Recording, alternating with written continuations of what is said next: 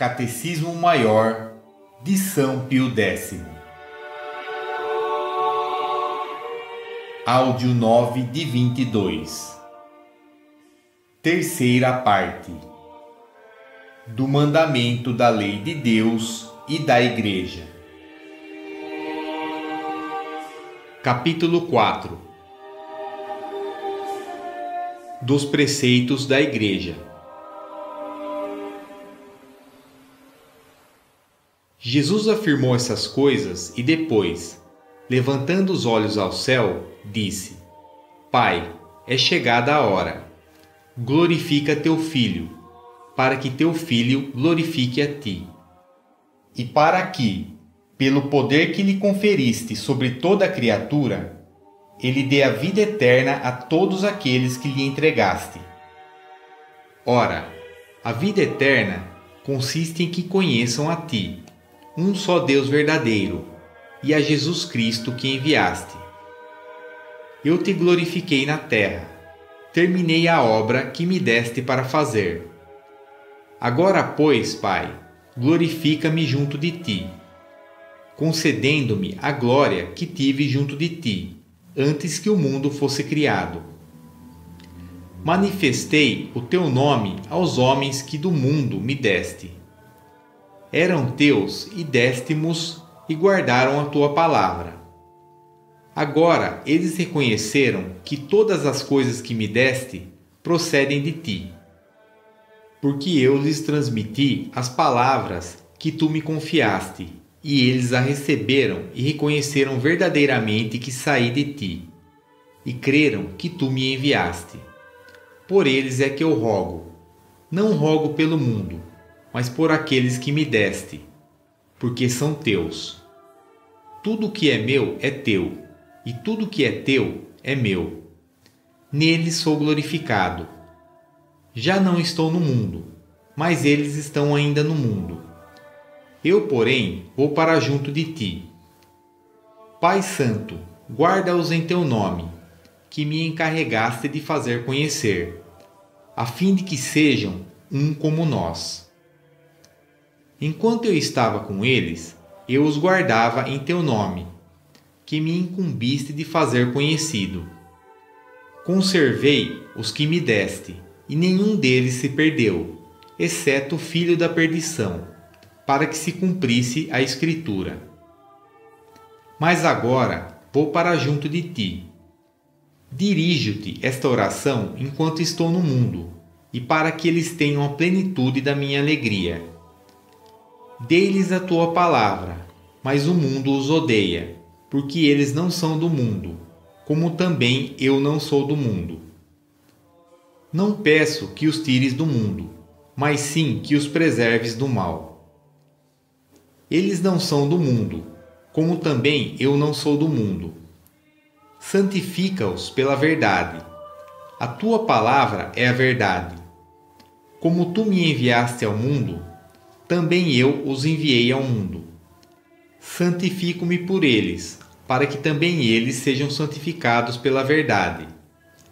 Não rogo somente por eles, mas também por aqueles que por sua palavra hão de crer em mim, para que todos sejam um, assim como tu, Pai, estás em mim e eu em ti, para que também eles estejam em nós e o mundo creia que tu me enviaste. Dei-lhes a glória que me deste, para que sejam um, como nós somos um. Eu neles e tu em mim, para que sejam perfeitos na unidade e o mundo reconheça que me enviaste e os amaste, como amaste a mim. Pai, quero que, onde eu estou, estejam comigo aqueles que me deste, para que vejam a minha glória, que me concedeste, porque me amaste antes da criação do mundo. Pai justo, o mundo não te conheceu, mas eu te conheci, e estes sabem que tu me enviaste. Manifestei-lhes o teu nome, e ainda hei de lhe o manifestar, para que o amor com que me amaste esteja neles, e eu neles. João, capítulo 17, versículos 1 a 26. Parágrafo 1º. Dos preceitos da Igreja em geral. 470. Além dos mandamentos de Deus, o que mais devemos observar? Além dos mandamentos de Deus, devemos observar os mandamentos ou preceitos da Igreja. 471. Somos obrigados a obedecer à Igreja? Sem dúvida, somos obrigados a obedecer à Igreja, porque o próprio Jesus Cristo nos ordena, e porque os preceitos da Igreja nos auxiliam a guardar os mandamentos de Deus.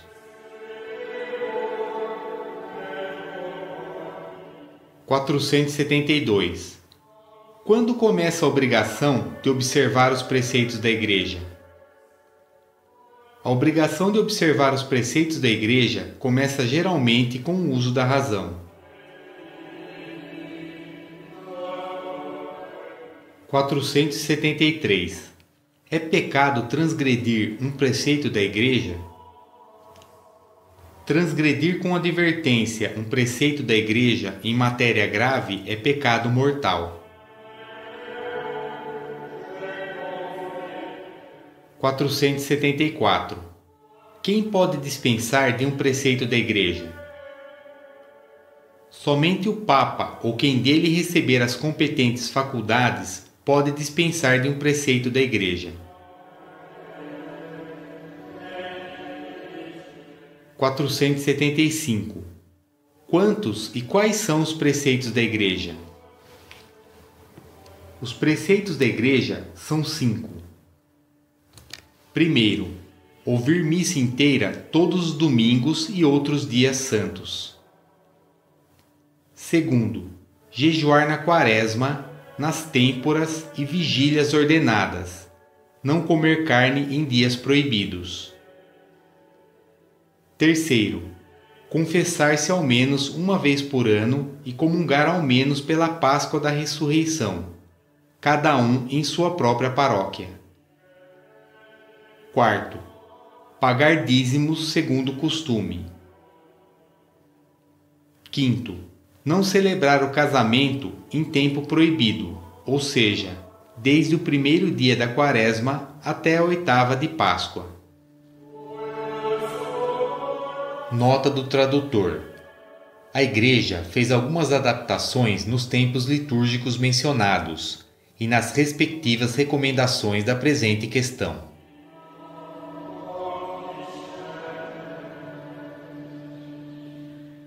Parágrafo 2º. Do primeiro preceito da Igreja. 476. Que nos manda o primeiro preceito ou mandamento da Igreja? Ouvir missa inteira aos domingos e festas de guarda. O primeiro preceito da Igreja, ouvir missa inteira aos domingos e festas de guarda, manda-nos assistir com devoção à Santa Missa, nos domingos e nas outras festas de preceito. 477. Qual é a missa desejada pela Igreja que se assista nos domingos e nas outras festas de preceito? A missa desejada pela Igreja que, sendo possível, se assista nos domingos e nas outras festas de guarda é a missa paroquial. 478. Por que a Igreja recomenda que os fiéis assistam à missa paroquial? A Igreja recomenda aos fiéis que assistam à missa paroquial, primeiro, para que aqueles que pertencem à mesma paróquia se unam para rezar, juntamente com o pároco, que é seu líder espiritual. Segundo, para que os paroquianos participem mais do santo sacrifício, que é aplicado principalmente por eles.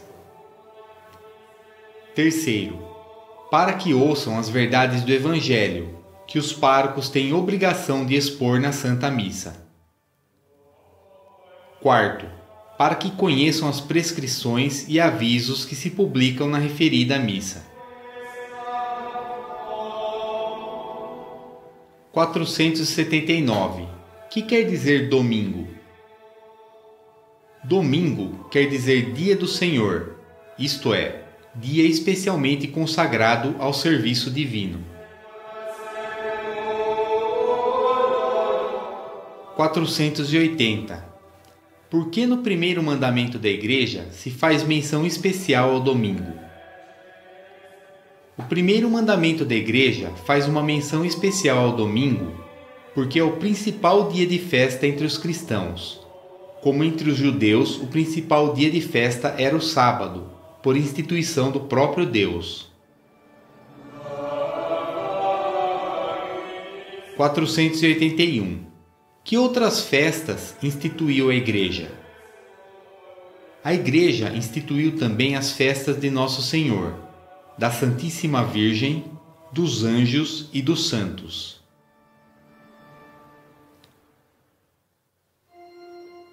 482.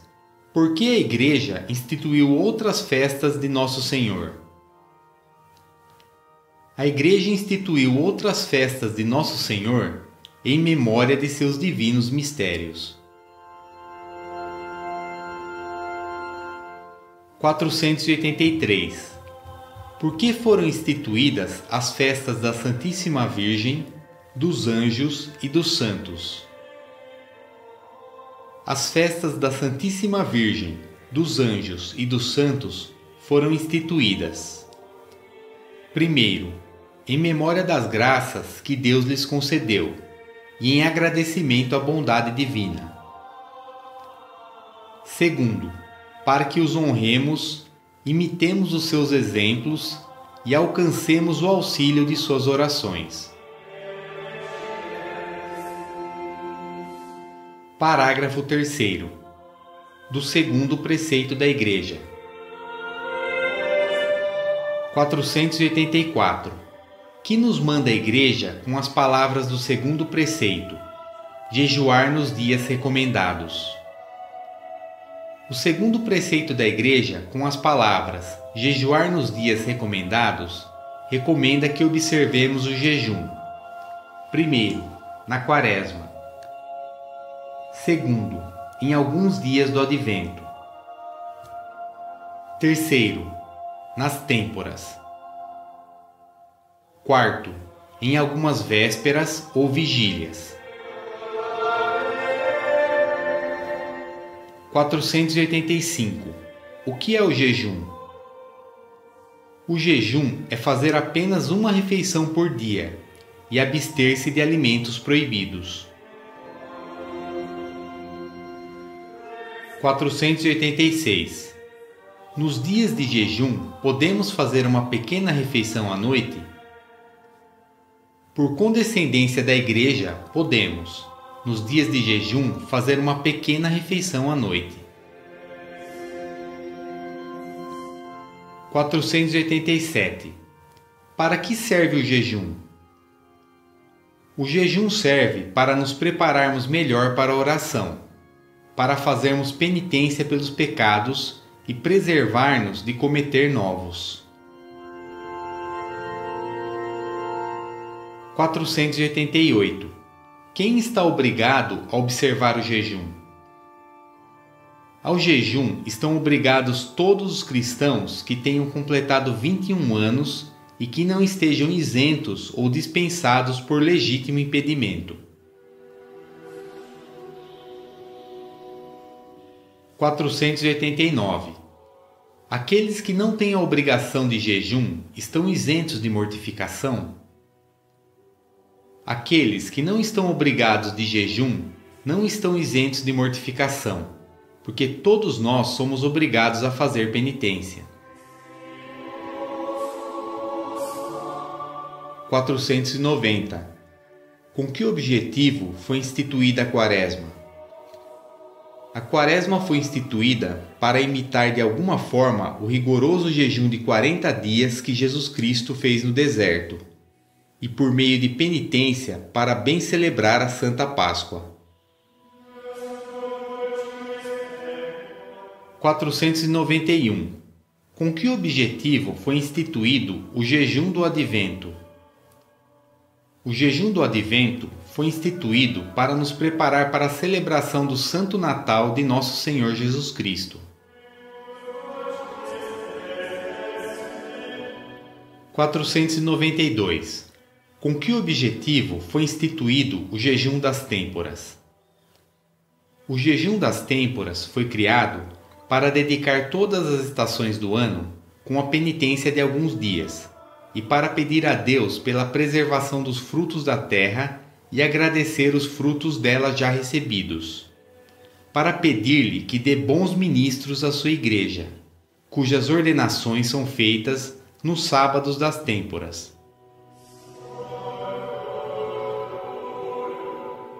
493. Com que objetivo foi instituído o jejum das vigílias? O jejum das vigílias foi instituído para celebrarmos santamente os principais dias de festa ou dias santos.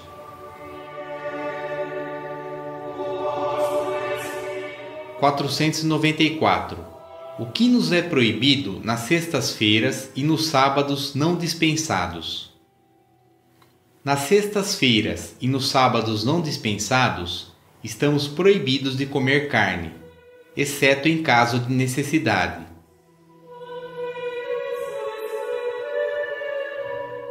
495. Por que a Igreja quer que nos abstenhamos de carne nos dias de hoje? Para que façamos penitência em cada semana, especialmente nas sextas-feiras em honra à paixão, e no sábado em memória do sepultamento de Jesus Cristo, e em honra da Santíssima Virgem.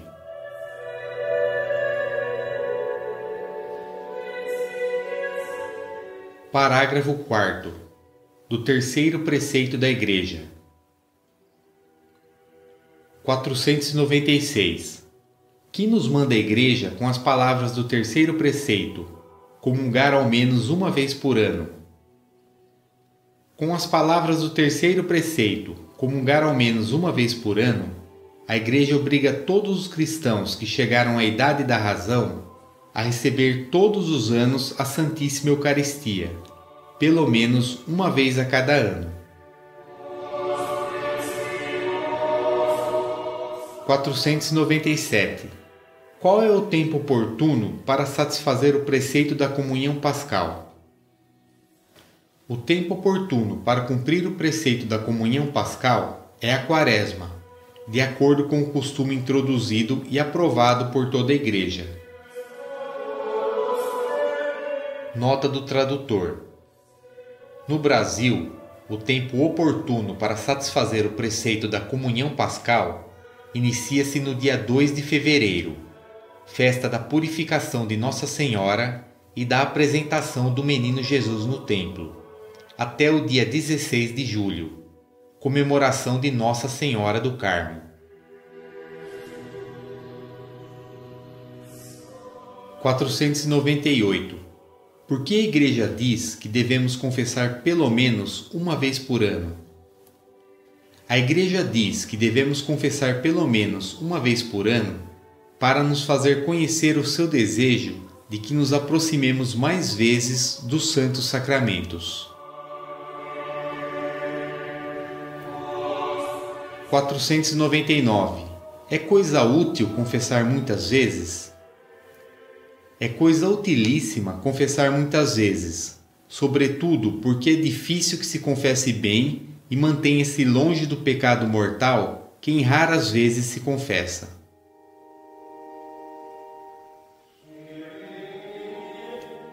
500. O que prescreve a Igreja, em outras palavras, o terceiro preceito, comungar pelo menos na Páscoa da Ressurreição, cada um em sua paróquia? Em outras palavras, o terceiro preceito, comungar pelo menos na Páscoa da Ressurreição, cada um em sua paróquia, a Igreja obriga todos os cristãos que chegaram à idade de discrição a cada ano receber a Santa Eucaristia em sua paróquia, durante a época da Páscoa. 501. Em outro tempo, fora da Páscoa, estamos obrigados a comungar? estamos obrigados a comungar em perigo de morte. 502. Por que se diz que devemos comungar pelo menos na Páscoa? Porque a Igreja deseja ardentemente que não apenas na Páscoa da Ressurreição, mas o mais frequentemente quanto possível, nos aproximemos da Sagrada Comunhão, que é o alimento divino de nossas almas. 503. Cumpre esse preceito aquele que faz uma confissão e comunhão sacrílegas? Quem faz uma confissão e comunhão sacrílegas não satisfaz o terceiro preceito da Igreja, porque a intenção da Igreja é que se receba estes sacramentos com o propósito para o qual forem estabelecidos, ou seja, para a nossa santificação.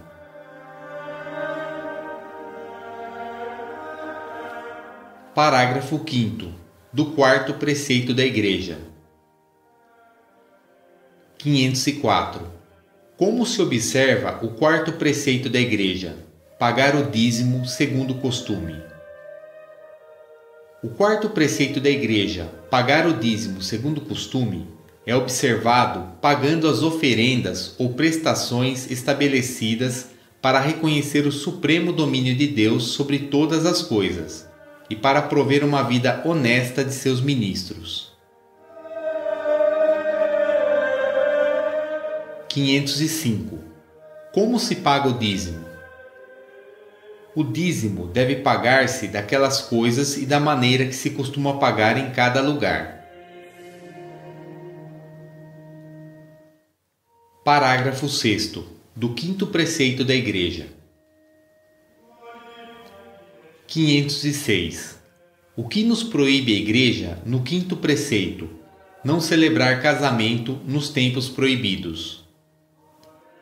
No quinto preceito da Igreja, não se proíbe a celebração do sacramento do matrimônio, mas somente a solenidade do casamento desde o primeiro domingo do Advento até a Epifania e desde o primeiro dia da Quaresma até a oitava de Páscoa. 507. Qual é a solenidade do casamento que é proibida?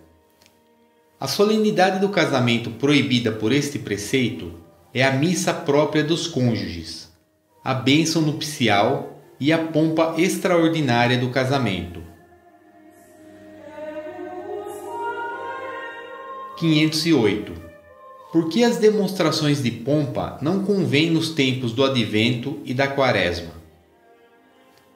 As demonstrações de pompa não são convenientes no Advento e na Quaresma, porque estes são tempos especialmente dedicados à oração e à penitência.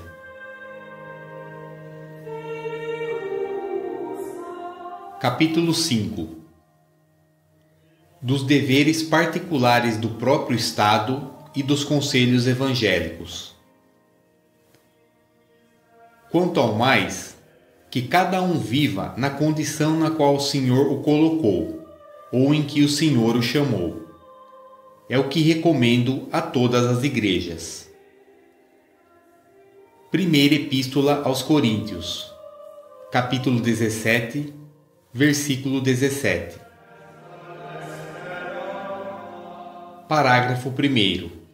Dos deveres do próprio Estado. 509. Que são os deveres do próprio Estado? Deveres do próprio Estado são aquelas obrigações particulares que cada um tem devido ao seu estado, sua condição e situação em que se encontra. 510. Quem impôs aos diferentes estados os seus deveres particulares? Foi o próprio Deus que impôs aos diversos estados os deveres particulares, porque estes são derivados de seus divinos mandamentos. 511. Explicai com algum exemplo como os deveres particulares são derivados dos 10 mandamentos. No quarto mandamento, sob o nome de pai e mãe, entende-se também todos os nossos superiores.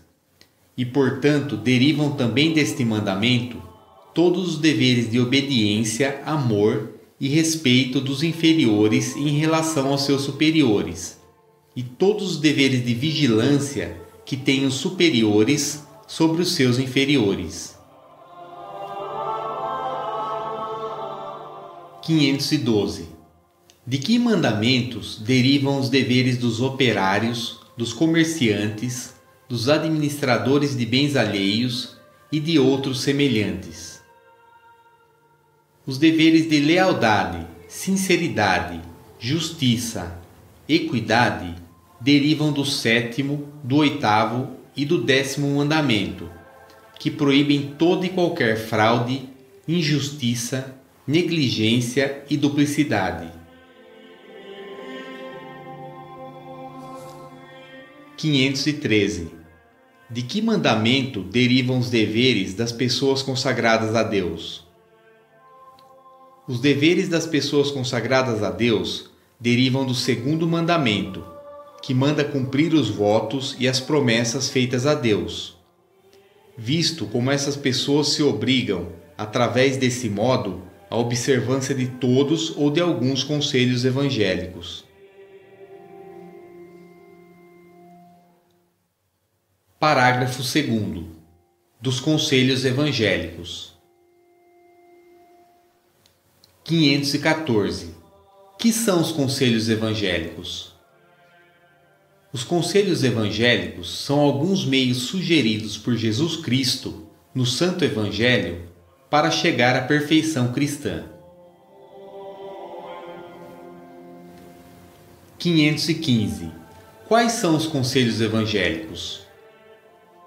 Os conselhos evangélicos são pobreza voluntária, castidade perpétua e obediência em tudo que não seja pecado. 516. Para que servem os conselhos evangélicos? Os conselhos evangélicos servem para facilitar a observância dos mandamentos e para assegurar melhor a salvação eterna. 517. Por que os conselhos evangélicos facilitam a observância dos mandamentos? Os conselhos evangélicos facilitam a observância dos mandamentos porque nos ajudam a desapegar o coração do amor dos bens terrenos, prazeres e honras, e assim nos afastam do pecado.